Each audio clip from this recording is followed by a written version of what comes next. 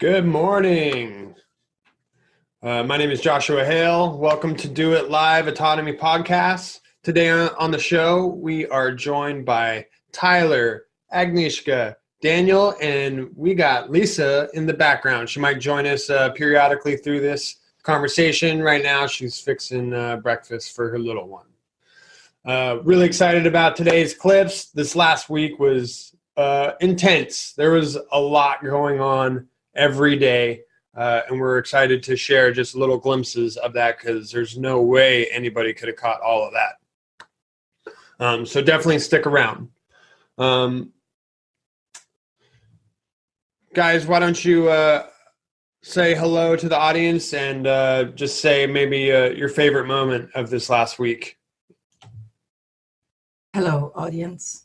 My favorite moment of the last week was last night's lecture, which I thoroughly enjoyed and stayed up till all hours of the night to get the end of. So that was fun. Great clips. Yep, it was a late night. I'll jump in there, Danielle. I was going to kind of let it go in clockwise, but we'll go counterclockwise.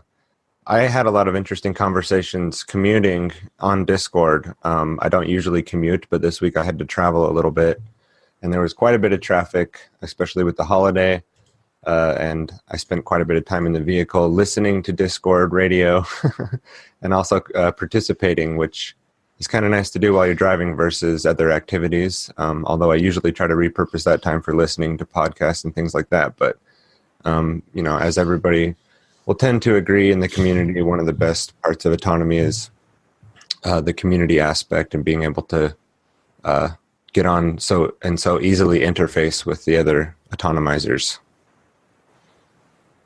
For sure. Daniel? Yep, I would agree with both points. The lecture last night was great, but probably my favorite thing was just to see all the boardrooms filled up like almost every day with a whole list of names, that some of which I have never talked to before, some I have. So just seeing people really practicing the integration exercises, getting to know each other. I did a number of interviews myself, and they were all great. So it's just nice to see everybody fitting in together, meshing together, and doing the thing. It's great. Awesome. Yep, the fear of missing out is definitely starting to ramp up because there's always something going on.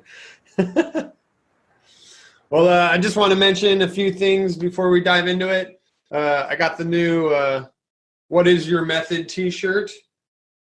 It's available in our T-shirt shop, our Autonomy T-shirt shop. It looks really good.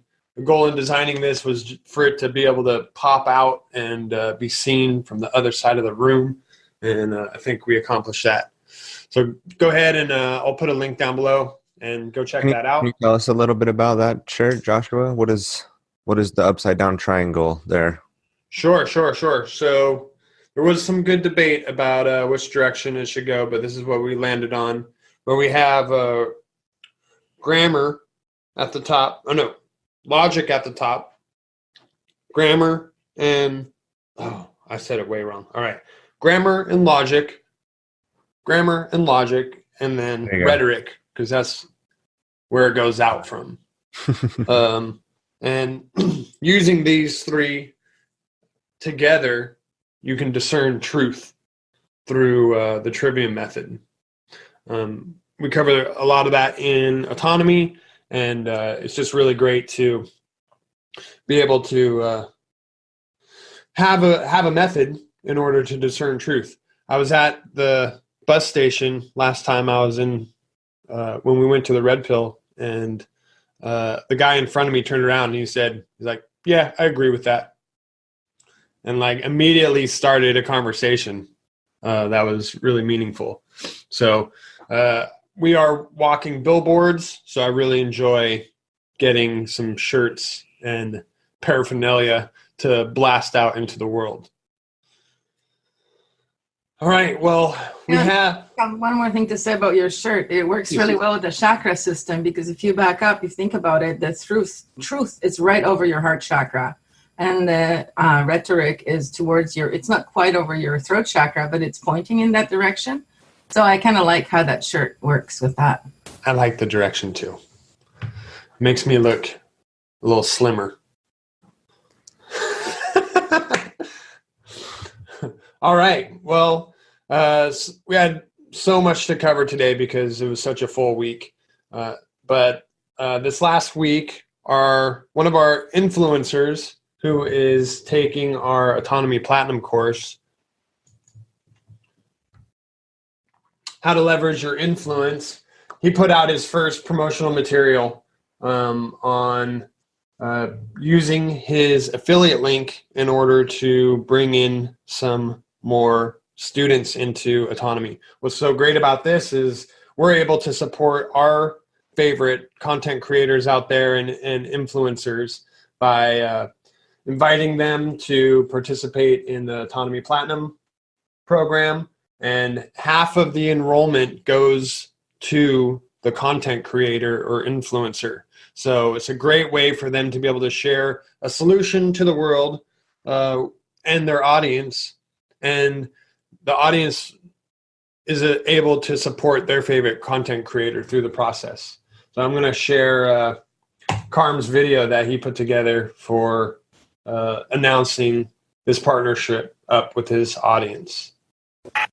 We've partnered with Richard Grove from Autonomy to show you a program. It's basically a curriculum, an unschooling curriculum that allows you to learn all the shit that you didn't learn in school and how to actually prosper when the deck is stacked against you in the world that we live in. Because make no mistake, there is forces keeping us from being autonomous and from being free. So you can check the link below to figure stuff like that out. It's an awesome curriculum and I'm doing it myself. I can't believe how powerful it is. And Arkadelphia next year is going to be sick. But until then, it's time to skate some parties.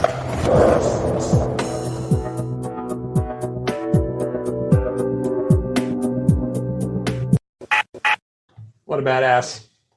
So he's sharing the autonomy with his audience, and then he gets to see some leads come in, and we got to see that take place. He posted the video, and then immediately people started to sign up for an enrollment call. So it's pretty great to see the exact response of that. And then I'm not going to play any clip of it, but Richard and Carm also did an interview this last week where Carm got to ask a lot of great questions to Richard about what autonomy is and the goals of it. So he was able to then share this with his audience as an in-depth look at what autonomy can bring to them. So nice work, Carm, and thanks for trailblazing. Yeah, and then one of the slides in the lecture last night, was talking about how to leverage affiliate marketing, and so it's interesting, and I want to say congratulations to the Autonomy team for getting that out. I mean, that's a huge accomplishment. So to the A team, congratulations, and this is only the first in a series of upcoming situations like this and opportunities. So it's practicing what the course is preaching, and we're all walking in, kind of experiencing it live as we go through the course. And I really like how Richard lined up autonomy itself as being part of his journey in entrepreneurship. So very much walking the talk of what is being preached in the course right there. So that was a great clip to share. Awesome. Thanks for mentioning that. And this is the first time I've been a part of affiliate marketing, so it's really cool to see it in effect and just how powerful really it is. Richard has a huge network of influencers from his career being a podcaster, and so to be able to see setting up a framework, a funnel, so that we can capture the attention of the audience and lead them to the solution is really great to see the start and the effect of that. All right, we're going to jump into a little sneak peek from last week's question and answer. We have Krista sharing some real world experience that she partook in this last week.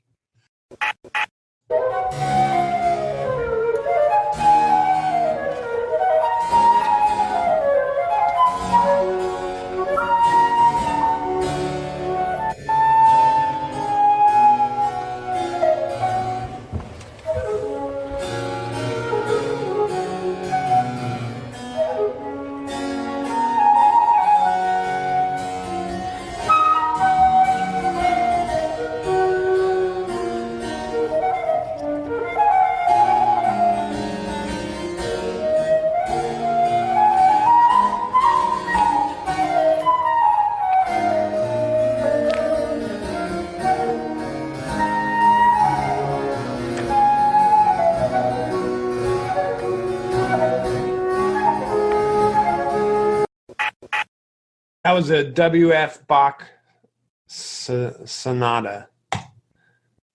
Tyler, can you tell us the significance of that?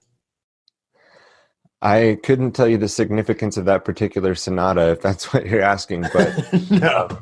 I mean, of Krista's flute playing, I don't think I would need to comment on anything to make it significant at all. That was amazing. I'd not seen that yet.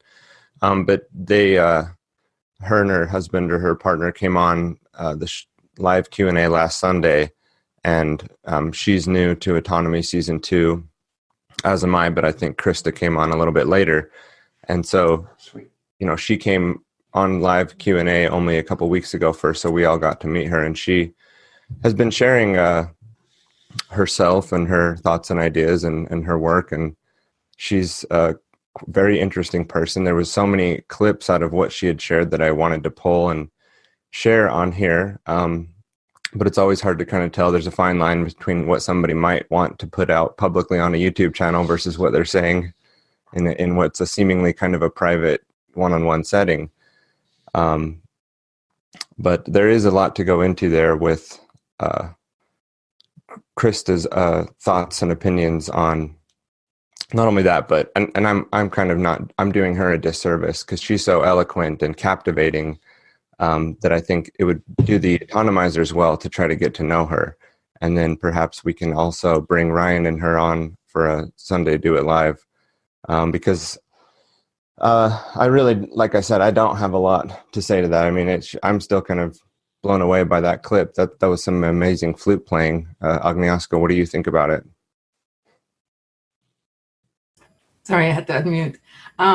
I just think we have such amazing musicians in Autonomy. Like, we seriously need a music room. If Ludger and Krista were playing Bach together, that would be out of this world, because Ludger is one of our members, students from Germany.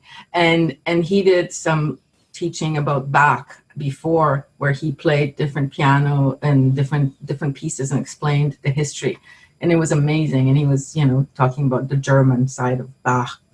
I think it was, or well, the German writing in German. Anyway, it was very cool. And I think that we should do a music thing for Krista and Ludger and whoever else does amazing music. I'm sure there are a lot of people who haven't shared their talent with us. Mm-hmm. Mm-hmm.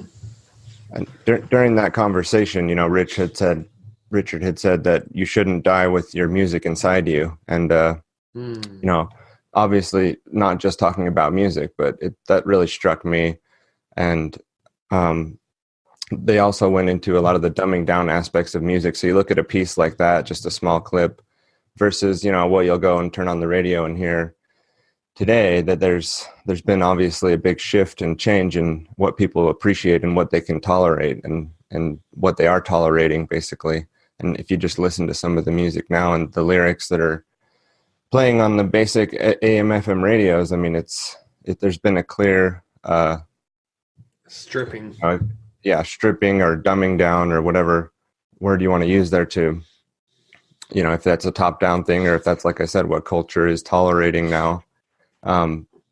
So I got a good amount to say about that, just from being a DJ and watching the music trends over the last 2 decades, knowing that I knew this about 10 years ago, that there are algorithms that hone in on the popular music and essentially find exactly what it is that's being that's attractive to people. But in doing so, they completely stripped away the humanity out of the music, to where it's now what you hear on the FM radio is this cookie cutter pattern that has been stripped out of something that was a creative art and turned into a formula that now the whole industry is squeezed into only producing within that formula. And to go outside of that, typically, like, no radio shows will play your stuff if it doesn't meet that formula, that industry standard. And it has, so popular music has become extremely cookie cutter. And every once in a while, an artist will come so far out of left field, and the critics could just shoot it down, but still people just, they connect with that fresh new creativity that they deny, or they break out of that paradigm. But it's still very far few in between because of how controlled the airwaves have become, and the whole industry. Isn't that part of that 440, 432 hertz debate as well? That the music we have now on the radio, it's very like rhythmical and staccato, and it's not that good for our biology and our hearts and the rhythm of our system. And in the ancient days, we had much better fitted music to our internal vibrations. And then we should share a piece of really moving music every Autonomy podcast. I love it. Yeah, and listening to her, that full clip, it was, I'll be honest, like off-putting, because it didn't like hit my natural kind of music groove rhythms, but it was kind of, it had no bounds to it. Like she was really able to go all over the place. And I have developed quite the ear for music from being a DJ, and especially being an electronic DJ. But it was really difficult to pull out any sort of patterns, like overarching patterns in what she was playing. But I understand that there must be. She wasn't just free flowing. You know what's interesting? I just realized, and now these days we're looking for patterns in music. But back when Bach was writing his music, it was movements. It was a movement that he created, and that movement moved you from the inside out. It's not like this cerebral do do do do do do do. It's more like a heart vibration. So yeah, that's fascinating. I've done some conscious dance. I've DJed conscious dance, and I've participated in conscious dance, and that's essentially an event where there's no talking, and you just show up and you just dance with the music. It's uncomfortable because you have to be vulnerable, because you're expressing yourself through your body. And once you push through that, every time I always drag my feet going to it, but every time I like feel awesome afterwards. But just like what you were saying, Agnieszka, to where it's a different way of experiencing music is through that movement and seeing what spontaneously happens. And honestly, that's my favorite part about being a DJ, is because I tap into that, and like a whole room will erupt into dance. And it's that environment where, as I know from my own dancing, if you think about dancing, you'll mess up and you'll like pop out of this flow state. But if you just put your mind in the back of your head and just go with your intuition, then you end up doing these like amazing things, and it's like you're on point, and you find this like great way to express yourself. So it was really great to see Krista in sharing this deeper wealth of music that's out there. It really was a beautiful clip. I mean, that's the kind of music that I just love. So I hadn't seen that before, but I was really impressed. And it just speaks to the variety of people and interests that are in this course. I mean, you've got, like you were saying, you're into a totally different type of music, and yet we've got people like Krista and Ludger who not only listen to a totally different kind of music, but know how to make it. So there's just so many opportunities for people to relate on a number of levels. But yeah, I agree with what you guys were saying, though, about the state of music. And I'd like to remind people of a quote going all the way back to Plato in the Republic. He said that if the musical modes of a civilization change, then you can expect great legal changes very soon after. Speaking to the effect that music really does have on the minds and hearts of the masses. So I always like to throw that into a musical conversation. That's really great. I would love it if Krista would avail her concert to the school so that we could all listen to it. Ooh, that would be awesome. because she's so, like, her feelings are so apparent in her face. I just love it. Yeah, very well articulated too. All right, well, moving along, on Tuesday night, we got to see a live presentation of the Discomfort Zone with Brett Venant and the School Sucks Project. And he had on Andrew, who had a real life situation going on. And we got front row seats and some high-end consulting when Brett set up a meeting with Richard. Let's go ahead and take a little snippet peek of this, and then we can discuss it afterwards. People from that autonomy group will be invited to listen in to this strategy call that we are about to do as an episode of the Discomfort Zone for you. So, through the magic of editing, Andrew, who's sitting here with me, is a frequent collaborator. He's been on my podcast, School Sucks, a whole bunch of times.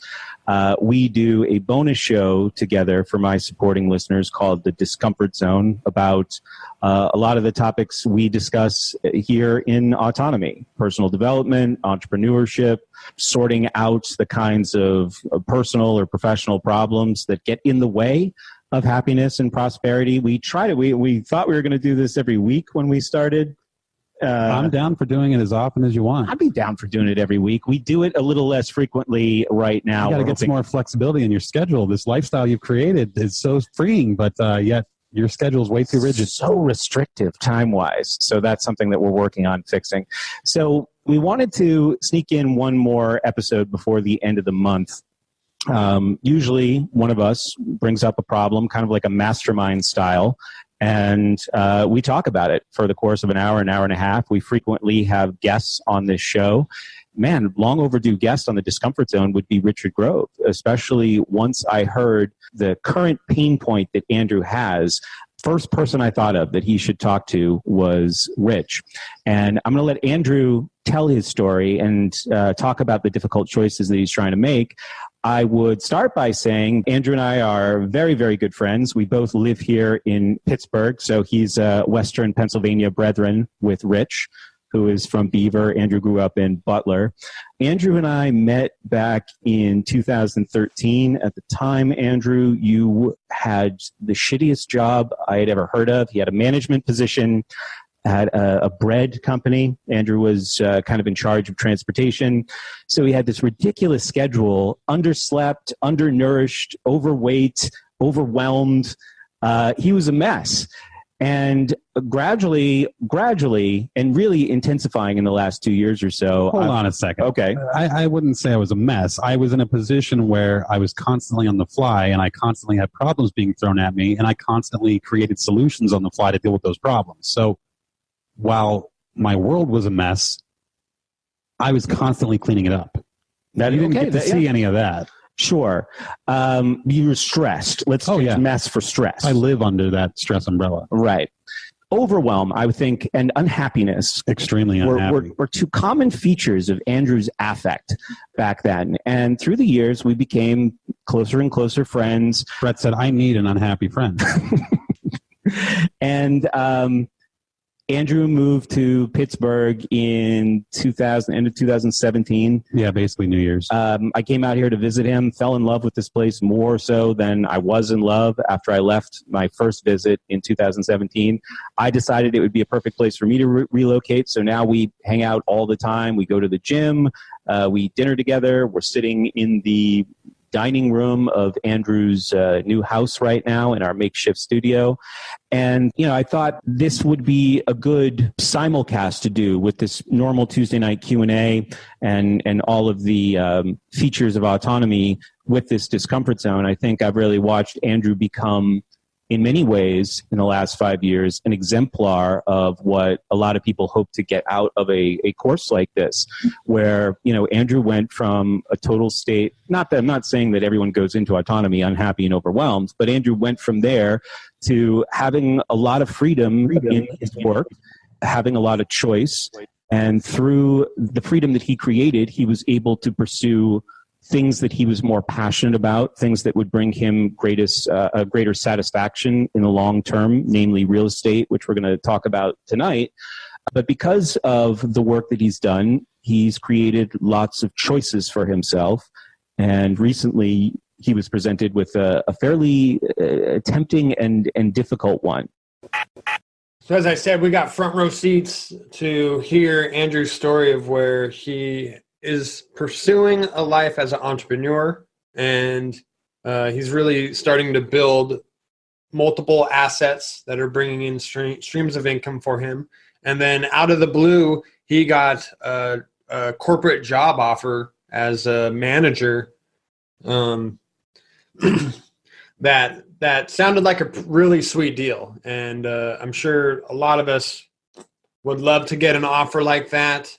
But you got to see Andrew have to weigh the benefit of giving up some freedom in order for some structure in a corporate job that offered, it was going to double his income.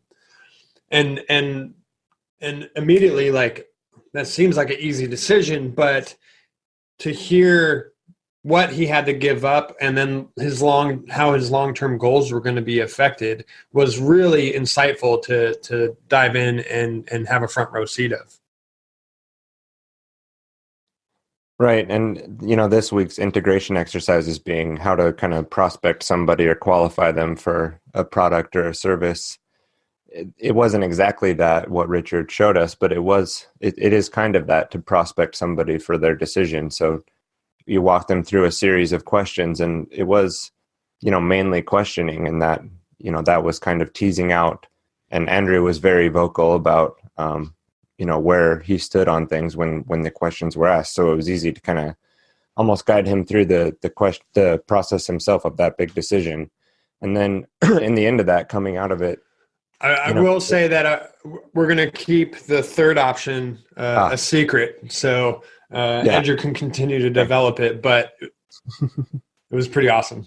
Yeah. Thanks for jumping in there and not letting me stick my foot right in my mouth. I wasn't going to go into too much detail. So some context. Yeah. Those two decisions that he had, Rich jumped in at the end with a third option that came out of left field, and it really caught Andrew's attention. But you'll have to join School Sucks Project, their Patreon page, in order to find out what that is.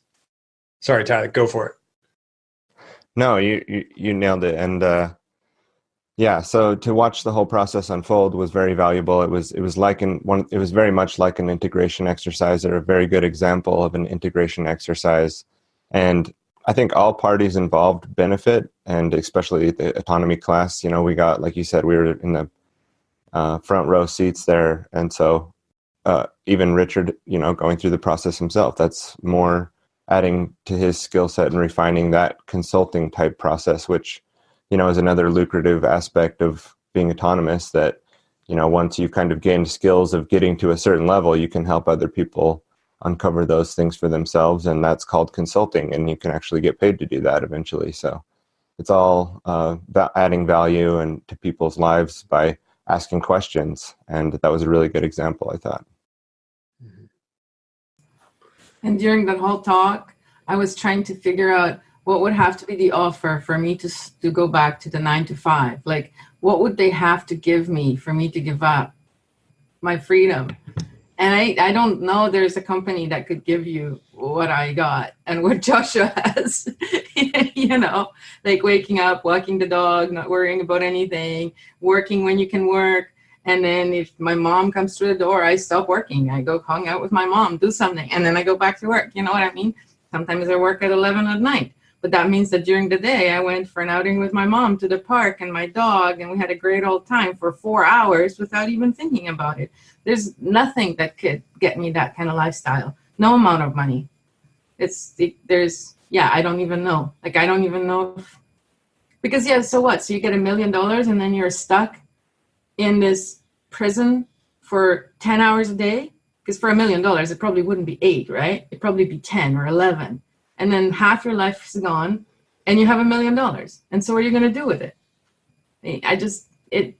I'm not very much like into hoarding money, but it just doesn't seem logical, because the $1 million is not a real thing, but the 4 hours in the park with my mom and my dog, that's an actual real life thing. It's real life. It's what we're here to do, to live, not to be stuck in a little room for hours and hours and hours on end while we slowly die inside. Yeah, that's what I was thinking.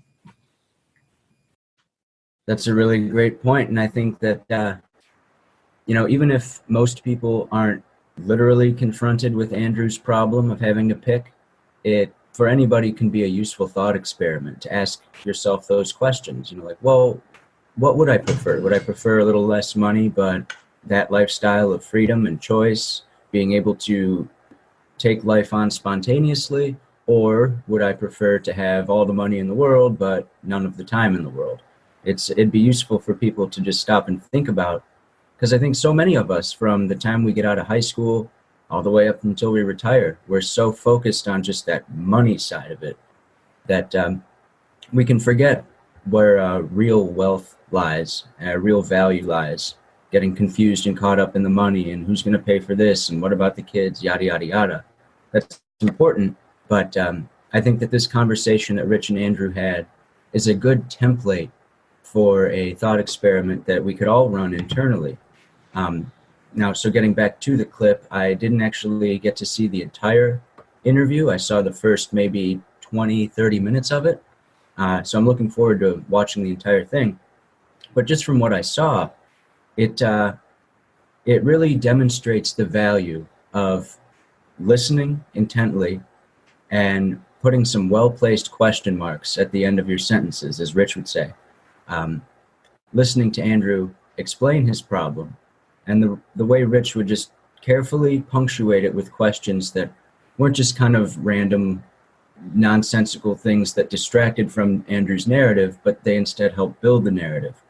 And something that was useful about the video itself was next to Rich's video feed, he had footage of the paper that he was writing on. So you could kind of get a glimpse of what it looks like to take useful, spontaneous, in-the-moment notes, which it's useful for anybody who really wants to learn how to distill value from an interview. So yeah, I thought all in all, even from just seeing a little bit of it, it was valuable in a number of ways. Just a tiny correction, Daniel. I know I always look up to you. You're a great guy, but there's one thing you got wrong in your little speech there. Okay. Every single person graduating from high school is presented with this choice. It's not just Andrew's choice. It's not just Brett's choice or Richard's choice. It's every single of our choice.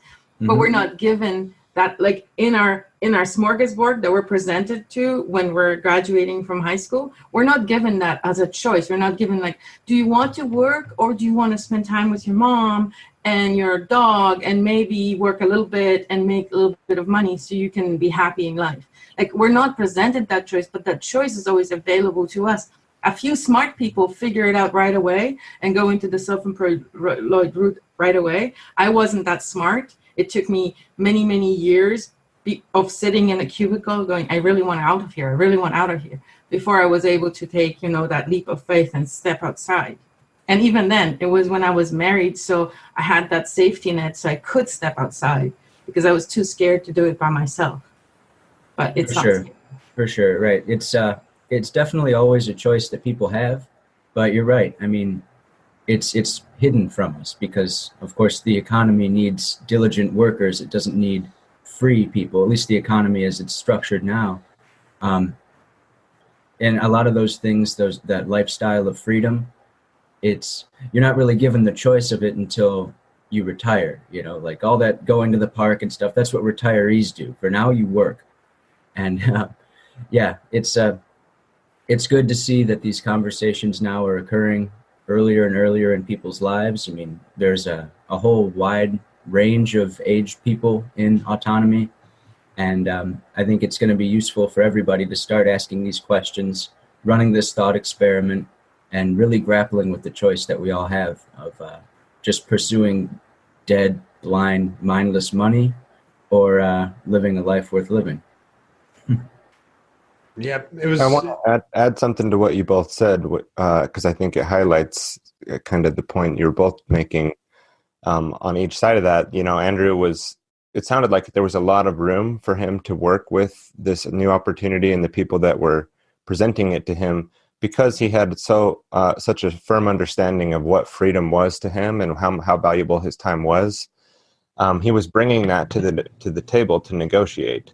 And how many people do that, honestly, when they're trying to get a job, especially if they're desperate to just get a regular job, coming to the table saying, look, I really value my time, so half the week I'm going to be remote, or let's start out with one day a week where I'm remote. At least starting the talk to, because not everybody's able to just turn around and say, okay, well, I'm just going to go be an entrepreneur right now. There's a process and there's a path, but where they're at right now, they can start to instill that freedom mindset or to value their time so much that they're willing to fight for it in ways that end up presenting a lot more autonomous situations, even to someone stuck in a corporate job. So I myself, for example, am in that, transitionary period or whatever you'd like to call it. But I still have been able to strive for and maintain, large pockets of freedom for myself, because I'm not just kind of putting my head down, going in, looking for the donuts on Friday and just waiting to get through the week. And hey, it's Friday and oh, now it's Monday, and doing the whole corporate thing. There is a mindset you can bring to those types of positions, and so if it's attitudinal first, so it still all starts from, one point. It's not your job that's going to fix your freedom mindset. Like, it's going to start within first. And then from there, you can turn a slave job into a lot more freedom, but you don't stop there. And obviously, entrepreneurship and becoming someone who's autonomous and kind of generating your own income would be the goal in this group. That's the general goal with a lot of people. So, there's an in-between, and then there's a mindset aspect to that too for people in the corporate world that they can bring to the table. Absolutely. It's kind of a callback to last night's lecture for anyone who heard it. One of the clips was the difference between a slave and a prisoner. It's all about the mindset. The slave has already just accepted the quote-unquote reality that this is where I belong, this is what I'm supposed to do. Whereas the prisoner, as the presenter said, will dig a hole through a concrete wall with a spoon over the course of 10 years. Any possible way out will be taken, and that's all in the mind. And that also reminds me of something that anybody who's ever even mentioned pursuing some artistic endeavor, maybe when they're younger, to their parents, I want to be an author, I want to be a musician, whatever. What is every single person who said that heard? Well, how are you going to make any money doing that? And that question is always taken as a sort of sarcastic brush off. It means you aren't going to make any money. But I think we would all be wise to hear that question, that sarcastic, how are you going to make any money? And really take the snarl out of it and really ask, how am I going to make money doing that? And once you begin to think like that, that's the entrepreneurial mindset. How can I make money being a saxophonist? Figure it out. There's a way. People have done it. And to what you're saying, Tyler, it's all the mindset. I think we all agree on that. And this is the value of the thought experiment as laid out by Rich and Andrew in the Discomfort Zone episode. It places the value on the question and really gets you thinking about opportunities that usually we aren't presented with. Usually the conversation is the reverse. It's money before freedom. Whereas in this conversation, what freedom would be lost was so crucial, central to the conversation. And that lacks, especially in a lot of guidance counselors' offices, trying to quote unquote help the young figure out what directions they want to take in life. The freedom thing doesn't really come up, does it? Yeah. And even for myself, it wasn't greed that I was up against of the need for more money, but the need to provide for my family. And that has really governed my decisions for the last several years, to where I've taken just about every job that has come my way in this freelance framework. And I'm now finally reaching a point where the needs are being met for my family. So I'm getting even more freedom to be able to pick and choose my jobs instead of needing to take anything that came my way. But there's a control mechanism in that framework too that I'm finally starting to get out of. We have a fly on the wall with us. Lisa Grove is listening in, and I just wanted to see if she had anything she wanted to share on this segment. Definitely putting her on the spot. She's probably cooking breakfast for her son right now. Hi. Hey, Lucas. Lucas and I were just wrestling in the background and we heard our names. Now we've been listening. I've been feeding him breakfast. We were talking about the clip with Andrew. And no, I know. We've been listening. I think for me, you guys were all talking about the highlights for you guys earlier in the show, and I wanted to interrupt, but I didn't want to interrupt. I was just kind of trying to listen. And I think for me too, the highlight for me this week was seeing so many people on Discord and seeing so many people participating, and then layer that in with all of the extracurricular things we've been doing, like having Amanda Price talk and teach people NVC, nonviolent communication, having Brett get on with Andrew and doing this exercise. I mean, it's really rounding out. There's just so much more going on this season, and it's really exciting to see and to watch it all gel together. And even this podcast and how it's really come together. So very exciting from our perspective. And I have a 3-year-old hanging off of my neck right now, so I'm gonna put it back to you guys. Well, thanks for jumping in there, Lisa, and I agree with you. It was a very rich week. We'll move along in the third session of Foundations of Empathic Communications, the discussion with Amanda giving her NVC presentation happened this week too. It was released.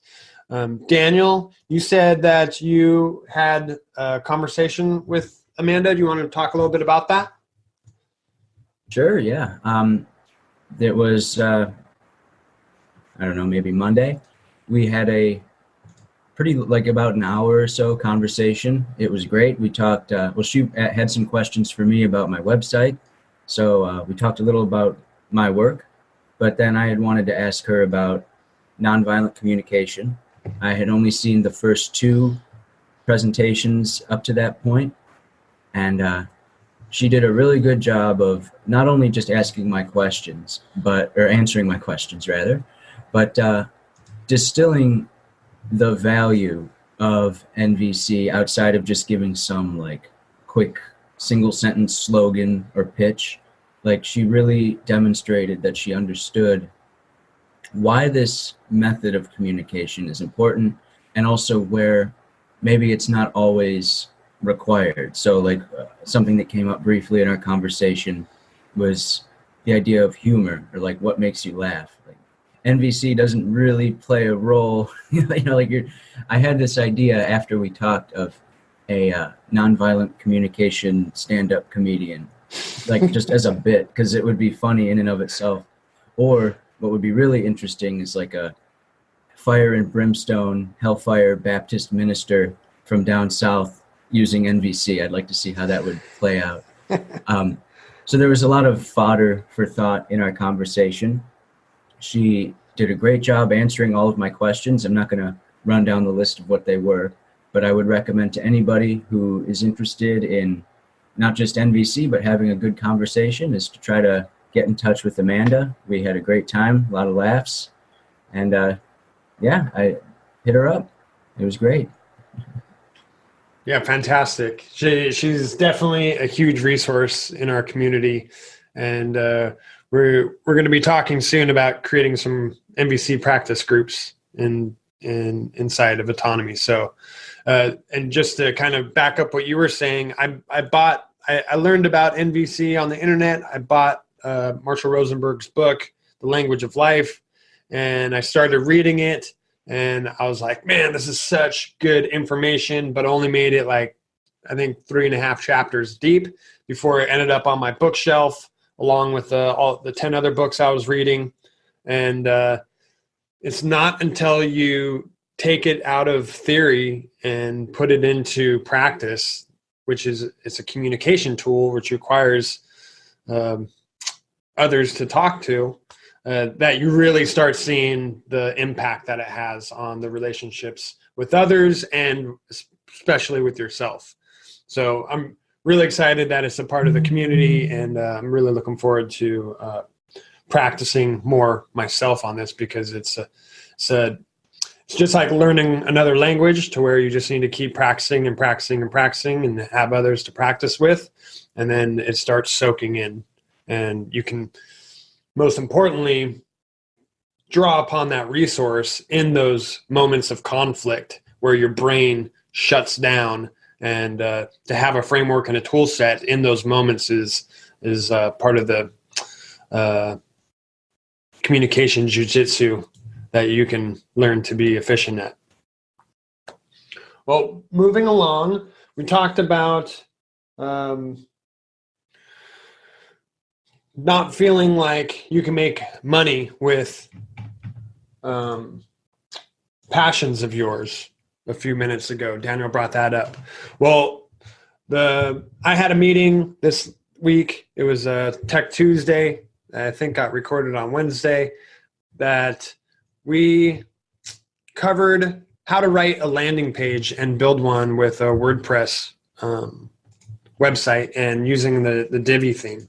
So I'm just going to show a little preview of that, and then I'll give you a little more framework about what's going on here. And you'll just be able to kind of see how I am able to change this in real time. Kara, do you want to go ahead and talk about this method, where you got it, and then the process for you to go through each section? Yeah, so this is a 17-point checklist for creating a landing page, and I got this from Sabri Subi's book called Sell Like Crazy. Really phenomenal book, packed full of awesome tips, and I've used this framework several times with many clients, and very successfully. So when we started out at the very beginning, is to call out your audience, and so that's creating a attention-grabbing headline. So you really want to call out your audience right in the beginning and speak to them directly. So this is the website that we built on the spot within an hour. It was some high pressure to build in front of an audience. Website work is really tedious, and you really have to go back and forth with getting things just right. But I thought we did pretty good within this hour to whip this up. Kara's story is really fascinating because she loved to write when she was in high school, and she had a distinct meeting or a distinct discussion with her mom, and her mom said, writers can't make money, so why do you think you want to be a writer?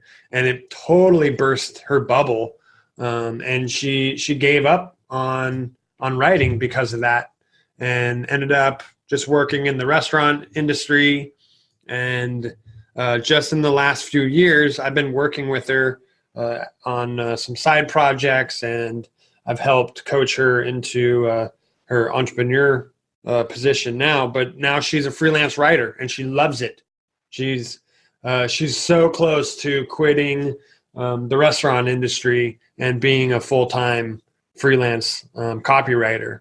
And so that meeting on Wednesday, I asked her an hour before the meeting if she would desperately give me, or I desperately asked her if she would give me some copy for this website that we had to build on the spot, because without that copy, I would have been floundering with trying to just add a bunch of Latin to the page and make it look coherent. So she jumped up to the challenge, and typically that first draft is never the final version, but she was brave enough to share that first draft with us, give me the components that I needed. You got to kind of see her framework that she works with.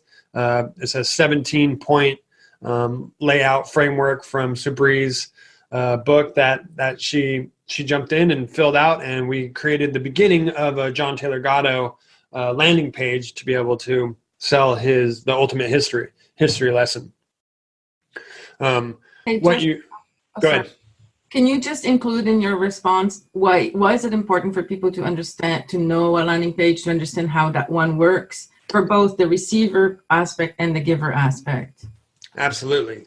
So a landing page is a page on your website, not necessarily your home page, that you're going to intend to send traffic to, and you want to be able to control where their attention goes. So they're landing on it, and as you see, her first step was to call out to the audience so that they land and they immediately recognize the copy that's talking to them, to their own situation, to their own challenges in their life, and it hooks their interests. And so then they proceed down, and then you basically address all of their the questions, spark curiosity, and then lead them to a call to action to where they can take steps to reach solutions that you've laid out for them.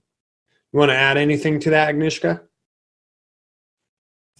Well, I think that anybody who's thinking about having their own business, or even who is working in a 9-to-5, right, may want to know about landing pages. One, for when you come up with your brilliant idea, to send people there, and so that it's effective, right? A lot of websites you go to, you know, it's crap. You don't want to read that stuff. But a well-designed landing page will really grab your attention.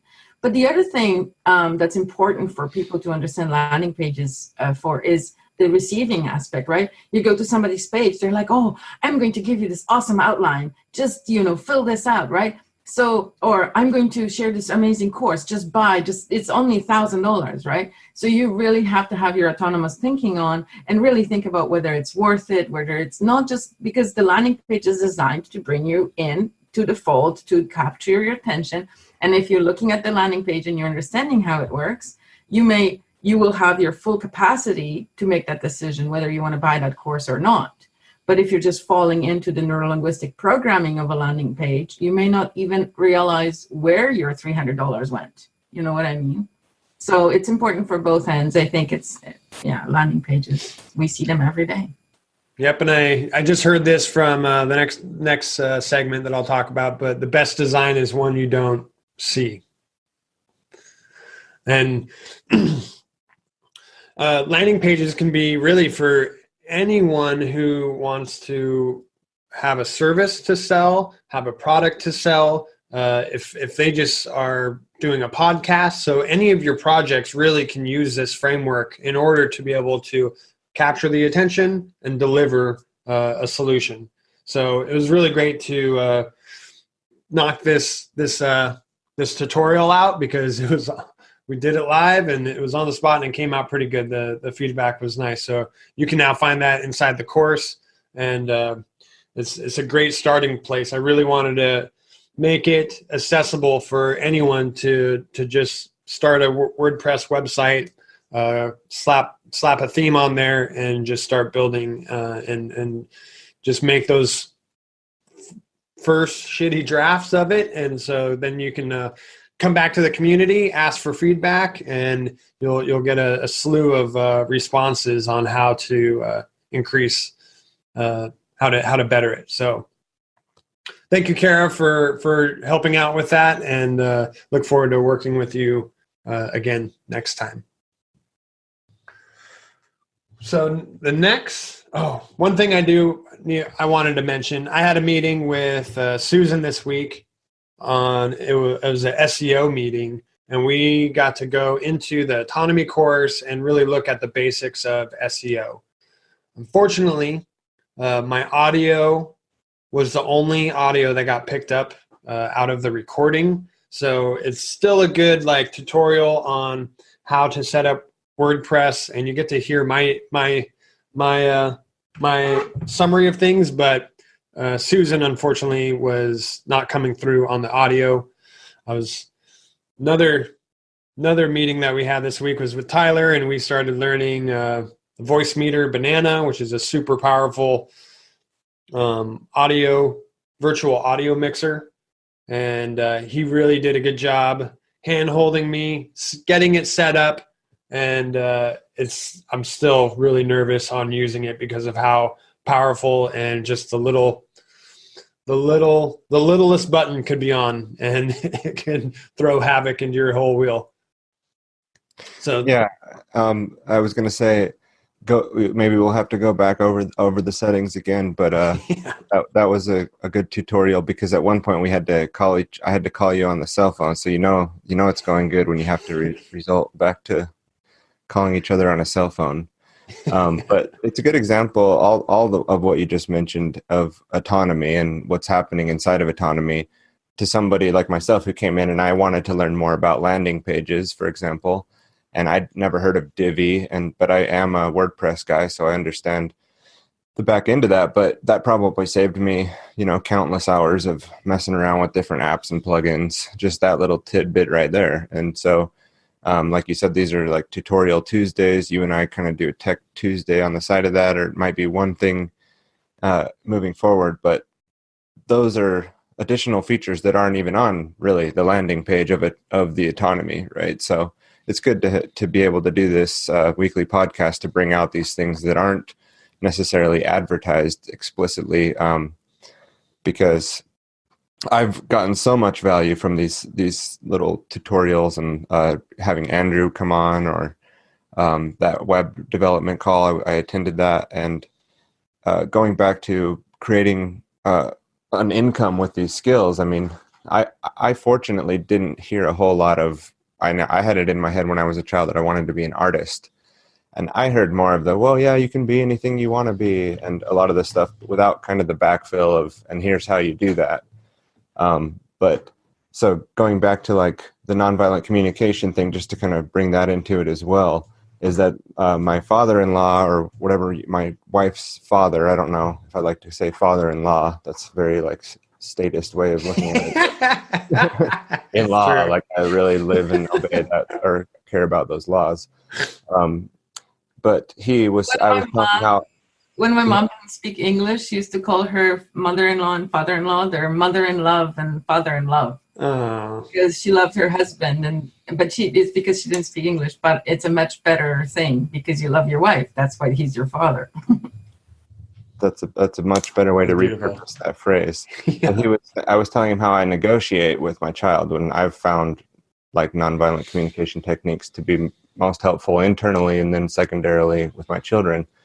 And I was telling him how I'll negotiate with my daughter, and he said, "You don't negotiate with them; you just tell them what to do." And I'm sorry, Todd, I'm kind of calling you out here, and he may even watch this, because he does like to watch stuff that I do. But so we have a different way of looking at things, is my point. And it's kind of that boomer logic of, well, you can't turn writing into a profitable thing. Who's going to? A lot of people say that because they, first of all, themselves have no clue how to take a skill and turn it into an income. But There's no health insurance. Yeah, but now with technology, I mean, it's like they didn't understand that, yeah, there was going to be this way to freelance and get on and copyright and write for a living, or learn something as silly as the voice meter banana and possibly turn that into, some kind of an income. So yeah, just clicking around on a computer and figuring out how technology works can actually someday turn into an income. So I like I said, didn't hear a lot of that negative talk about, well, you can't do that. How are you going to do that? But I understand that's out there in the world. And, it's a good example, all these things that, no, you can take those things that you want to do and turn them into an actual living now, especially now. Mm-hmm. That sparked a conversation I had yesterday with Jordan, and he just took his kids trick-or-treating the day before on Halloween, and he was stoked because he found this rich neighborhood that had low traffic on it. There wasn't very many trick-or-treaters on there, and they were handing out full candy bars, and he's like, the ROI was fantastic. Like, we didn't have to compete with all the kids in the busy neighborhoods. And so I was like, well, so I kind of knew this already, but like, how did that sugar negotiation go for you when his kids brought back all this candy and sugar? Because Jordan stated, like, yeah, he's not a fan of sugar, and he understands the kind of havoc that it wreaks on his children and the human body in general. And so I was curious, like how did you handle that situation? He's like, oh, it's like I offered to buy their candy off of them. And I was like, oh, genius. So you didn't have to use your authority and be like, you're only getting one piece of candy, your own property every day, or taking away their candy, or like Tyler, what you referenced of like, oh, you just do what I say because I'm the authority here. He negotiated prices with his kids, and his kids happily traded all their candy because they've come to know the value of money because they work for their money. They do chores and they like what money can purchase for themselves. They own their own property, so stealing their candy really wasn't going to set a very good example. But he said he's like, my kids are hard negotiators, but he was able to buy his daughter's candy back for $5, and she was stoked. So my uncle used to play games with us and win the candy back. It was Poland, so Christmas, not Halloween, but we would all each get a big plate of candy, and my uncle would play poker and chess with the little kids. And then he would have a huge bag of candy in his cupboard that was higher for us to reach. And every Sunday when we'd show up, we'd get one of our candies back. Nice. Yeah, so Jordan's kids, they saw the value in like what they actually wanted, and they were happy to trade that candy for that value. I personally think that skill of negotiating is going to be a lot more valuable to them than the skill of following orders just because you're told by an authority figure. You know, I mean, learning to negotiate what you want, you may not always get exactly what you want, but you'll start to learn how to voice what you need, at least, so that someone else can potentially, you know, help you out with that, especially if it's a parent. And so I really thoroughly, you know, believe that we should be teaching our children to definitely, you know, let us know what they need, whatever that means, and then negotiate that with them and teach them that skill rather than the skill of just following orders. You know, that's you know, as you guys know, I'm not, you know, telling this crowd anything they don't know, but that's what's causing a lot of the problems in the world, is just people just doing what they're told by someone in an authoritative position, because it's kind of easier, or it seems like the way to go. And it's just, you know, it's a lot of it comes back to that beginning stages of just doing what you're told because the authority figure was telling you to do it. Yep, and you can learn a lot about that in autonomy. That's right. Well, we have a special guest speaker. Pam just joined the panelists here. Pam, if you can and want to and are willing, you can hop in and say hello. And what was your biggest highlight from this last week? Hi there. How are you all today? Hi, Pam. Well, I got to tell you, this is so exciting and so very special to be here. And thanks for calling me a special guest. That's really cool. You are. Thank you. How incredible is this that you all are doing this live? Oh my goodness. I see so much value in this entire format. And so I just wanted to jump in and throw out a couple of ideas and some observations, if that's okay. Please. Number one, if you are a person who has been rushed for time because of a lot of issues happening in life, such as I have been in the last few weeks, and it's a very marked decline from my level of participation in season 1, just because, you know, life has thrown a few curveballs.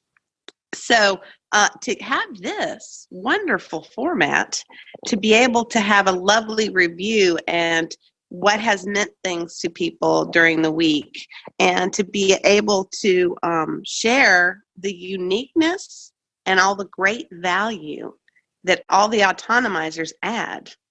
Besides Richard's incredible content, besides all of you doing your own things that you've linked to autonomy, you know, Agnieszka and her amazing consulting and copywriting and so many things. I could list probably 2 hours and still not cover all her wonderful talent. And also Daniel and his amazing Age of Utopia and everything that he brings to the party. I absolutely love it. And Tyler, getting to know him more and how he brings all the technical aspects. And many times since he's been, it seems to me he's been an entrepreneur for many years, to bring his insights. That's really valuable. And of course, Joshua, what can I say about you? Thank you, my friend, for all you have done to make all of this such a possibility, and with a positive and learning attitude. You're always moving forward, you're always growing, and you're always bringing value. Oh. So it is just wonderful to see and hear such coherent people sharing what's important to them and some truths that they've gleaned throughout this week. And this is a very valuable resource for me, and it will be, especially going into this time that I'm not able to be as hands-on and participate as much as I have wanted to. So thank you for this fantastic recap. And, you know, I like it. We're triggering more complexity, just like when you and Tara were working together, you know. Yeah. It's just outstanding. The tenets of this course of action are being enacted by all of these wonderful opportunities. So thanks again, and I just wanted to appreciate. That was super sweet. Pam, you're always a ray of sunshine whenever you pop in, and you have been missed, and look forward to your future contributions when you're able to join in the Discord community more often. And thanks so much for saying that. That was really sweet. You're welcome. You know how I am. If it's from my heart, I'm going to say it. Beautiful. Thanks so much, ma'am. Thanks for letting me share, and I'll mute and continue to listen. Awesome. Have a great day. Thanks, you too. So next we're going to be moving along into a meeting Richard and I had with a brand designer that is going to be helping us out with autonomy branding. This was a huge weight off of my shoulders, because as I'm building websites and doing marketing and promotional material, I really need to have the details, the minute details taken care of, so I can just grab the building blocks and build with it. I described it this week as, I don't care what the color the kitchen tiles are, I just need the kitchen tiles so I can put them up.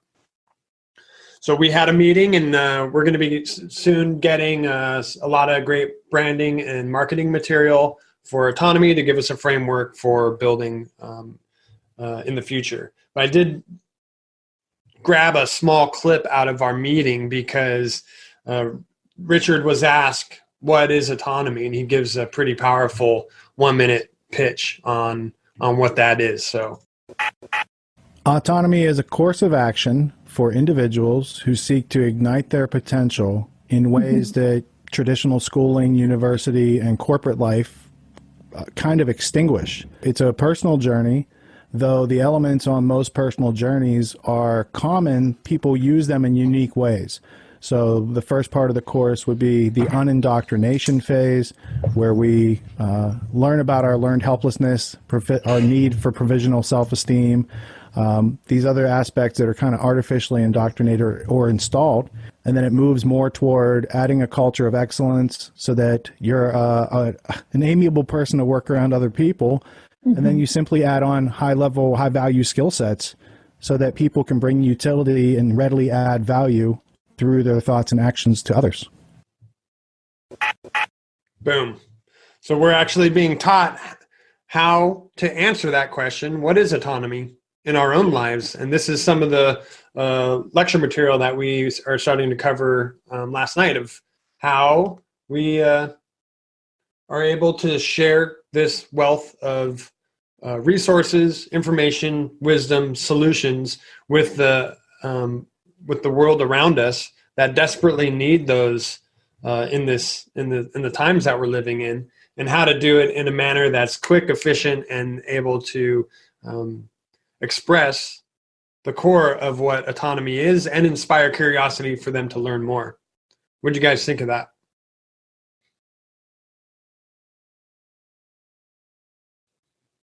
I like how he is refining his the 1 minute presentation more and more, and watching him refine it. Like, I know he's our last year's leader, but still his continual improvements kind of inspire me to continue to improve as well.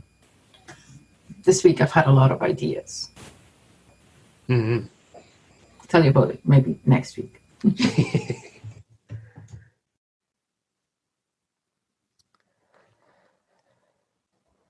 Just giving Daniel a sec to chime in if he was going to come off mute, but I thought that was a powerful, like you said, 1 minute summary and pitch, and I like the library studio look down there with the autonomy panel on the side. So I mean, it all comes together in not just an aesthetic, but Richard is representing what it means to live in excellence and strive to ignite your potential. I mean, he's constantly helping me to up my game and kind of giving me the next steps to do so, and not just, out there to stroke his own ego, clearly, with all the value that he's providing to the students and graduates. And so, and notice I said graduates. I mean, it's the people that get to continue to, like Pam just chimed in on a Saturday morning. No one's putting any red tape up to say, well, you can't do that, you can't be here, because it's a continuous process. And I think Richard understands that there isn't a one season and now you're off on your way thing. Like, we're constantly refining. And as you do that over the years, I mean, that kind of pressure will create a diamond. And it's not that I think that we should value diamonds, or that Cecil Rhodes' trickery on the world. And That's a good metaphor. Corporation is a good thing, right? But it's the idea of how diamonds are formed, or any crystal or any kind of structure like that, is that it's a long process of many years of pressure, and that pressure consistently applied by the individual striving in one particular direction, or in general goals or steps, or however you like to lay out those next steps, if you call it dreamlining. But that persistence can lead to amazing things unfolding. And initially it may not seem like that. And it might be that high pressure situation can feel very unbearable, and something that you don't want to be going through. But on the other side of that are the treasure that comes from that consistent pressure, and showing up and being on time and scheduling your success. And all these tools are being talked about continuously in this course, and not just talked about, but we're implementing them as we discuss them and learn about these things, and then we're practicing that, and then we're applying it in the real world, and people are coming back and sharing that experience. So again, the positive feedback loop of this environment and what has been created here is second to none. There isn't anything like it that I'm aware of.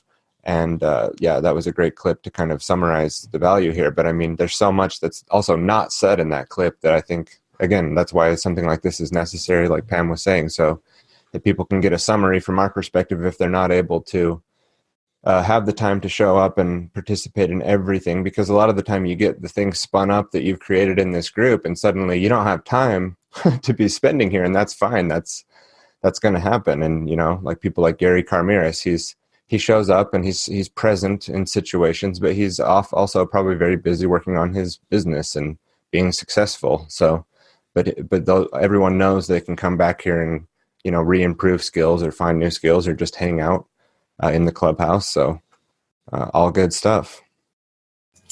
I just a second realized we forgot to mention something that happened this week that was pretty cool. What's that? Tyler interviewed David Whitehead. Can you tell us some things about that? That was really cool. A really cool interview.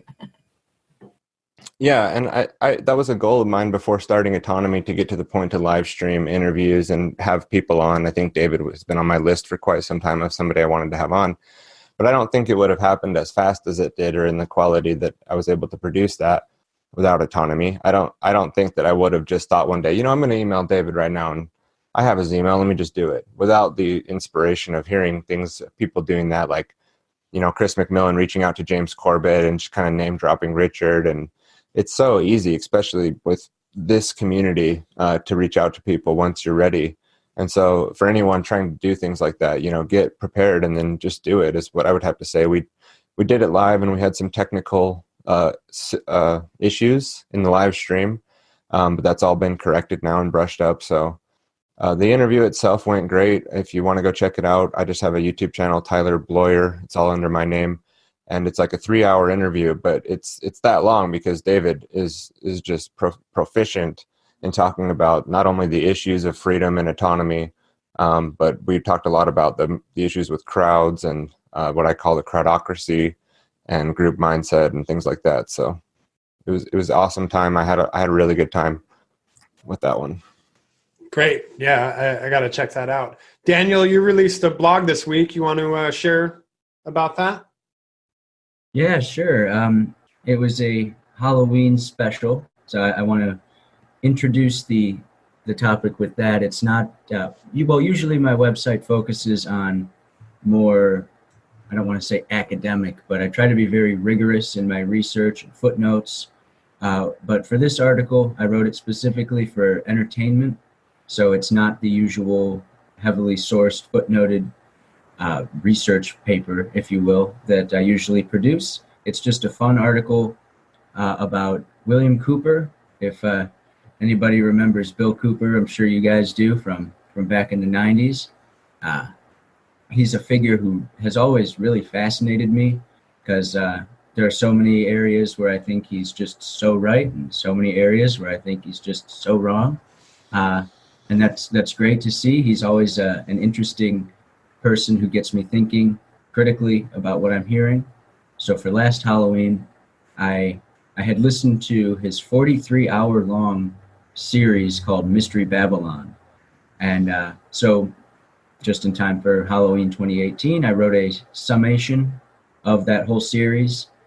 So for this Halloween, I figured I'd continue in that tradition, and I wrote an article about him and his opinion on the H.G. Wells 1938 War of the Worlds broadcast, which very famously and maybe not truthfully led to a panic among the listening radio audience, thinking that aliens had actually landed in New Jersey, the world was coming to an end.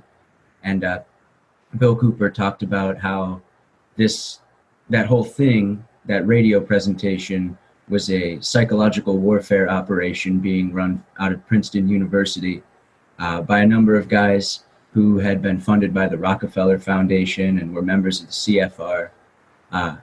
So I thought that it would be appropriate to get that out there because the Orson Welles War of the Worlds thing is so popular, so famous, really, that I think it is interesting to explore the other aspect of where money for that operation may or may not have been coming from, who was involved, and what the effects were. So the summary of my summary would be that, in a sentence, that radio broadcast was the prototype of panic being incited by mass media communication systems like radio. Cool, Daniel. And where can we find that? That's up on my website. It should be one of the first featured posts. That's ageofutopia.info. Sweet. Thank you. Indeed. Thank you. So I wanted to move along and talk a little bit about last night's lecture. It was a long one. I think we went over 6 hours. I dipped out at question and answers. I don't know how long that went on, but I'm guessing probably for another hour. It was past 3 a.m. where Richard was delivering all that. Do any of you have any highlights from the lecture last night that really struck a chord with you? I was going to play a clip of the first video from Guy Ritchie, just because that really hit me like a ton of bricks. Like, I know I listened to it last year, but for some reason, it was just packaged in just the right way that it really sank in. Do you want me to go ahead and just play that? Yeah, just a sec. I found the lecture really, really powerful this year, much more hitting home than last year for whatever reason. And that clip and the clip of the soldier from Afghanistan were like, wow. Those are the clips I mentioned earlier. Anyway, go ahead. Cool. I'll just jump right into it. the fantasy, knights and swords and bows and arrows, and that realm, for whatever reason, has been like intoxicating to people for a long time. Yeah, it's an archetype. So you're interested in firemen, you're interested in nurses, you're interested in the superheroes, obviously. I mean, arguably Arthur was the first superhero because he's the guy that extracts the sword and Excalibur can do all sorts of wondrous things. And this myth is 1,200 years old, 1,400 years old, and it's as relevant today as it was then. But because it's an archetype, that somehow kids either dress up as firemen, policemen, soldiers, or knights. So it's almost like we relived it. It's like an outfit that we wore 1,200 years ago, so you feel familiar in it. It's fascinating that one genre, that one sort of archetype is just locked into the psyche of people. Yeah, it's there, isn't it? The other thing about it, which is quite fun, is you can take these kind of mystical rides into metaphor. So you can symbolize things with 300-foot elephants, which you can't do in some version of a realistic world. So it becomes, you have broad poetic license to take liberties. Are you using CGI in this movie? A lot of it. Yeah, wow. What's that like? Just due to time, I'm going to just kind of summarize what he goes into. That clip is really worth digging into in full. But he talks about the prodigal son and how a father has two sons. One goes off and enters the world and gets in trouble, really finds himself in a dead end and has to come crawling back to the dad. The other son is kind of the good son and always does things very logically and doesn't take risks. And the other son comes back and asks for forgiveness and be able to come back and into the family unit. And the father forgives him and then kind of puts him on a pedestal because of the risks that he went out and took. And he was able to forgive what he did wrong, but because of all that hardship, he found out who he was and who he wasn't, and that really is part of our responsibility to experience. Anybody want to add anything to that summary? I appreciated about Guy Ritchie's summation of that biblical story, how in his reading of it, the father and both sons could be taken as a metaphor for all being the same person. So the father is the you that chooses, essentially. The son that goes off is the risky, emotional self, and the son that stays behind is the intellect. And at the end of the story, there's, and this is common in so many archetypal myths, where there's this sort of breaking up of the self and then this remarriage of the self. And I mean, I love to talk about myths, so I'm not going to get too far into that, but I really appreciated hearing that again and really having it sink in even more so than it did last season, that there's an element, I think he says this at some point in the clip, that you have to lose yourself to find yourself. Of course, you can't find what's not lost, but when the unit comes back together, it's more powerful because it's been baptized through by fire, if you will. Mm-hmm.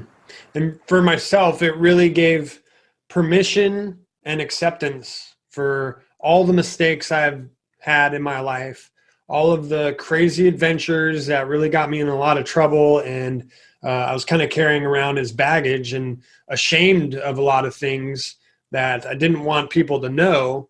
Actually, those are what really makes me whole as an individual. Those hardships and those experiences that I went through is why I know in certainty what I do now, and it's nothing to be ashamed of. It's part of the experience of being human and learning and growing better.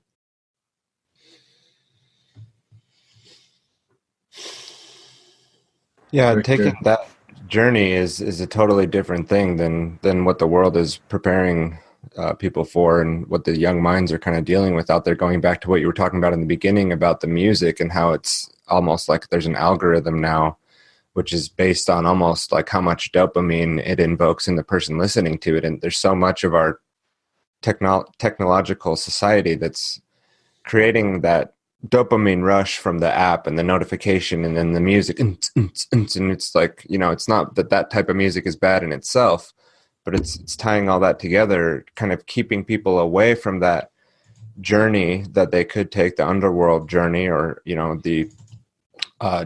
the dualism aspect of that Daniel was kind of bringing up. But if you're kind of just this one seasoned, mindset, and then there's the constant stimulus coming in, that there's this whole other side of people that they're not walking on that hero's journey. They're not even going to begin to take that. And then society is going to give you every reason not to, and every excuse during the day to, get distracted and become unfocused and become off that path. And so going back to the music and the communication, and then the talk from people in authoritative positions, and then us feeling like our skills can't be developed into something valuable, it all goes back to, not really wanting to face that anxiety that comes with going out into the darkness, or going on the hero's journey, or walking that path that can be quite stressful. And that has to, in order to go on that path, you